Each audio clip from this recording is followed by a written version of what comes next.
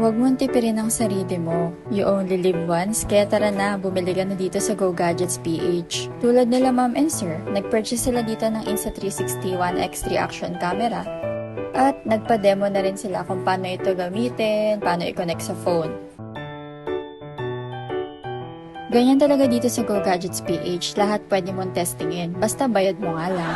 Nandito naman yung isa pa nating walk-in customer, mag-partner din. Thank you, Go Gadgets page. Thank you, sir. At andito naman yung isang mag-partner natin na walk-in customer.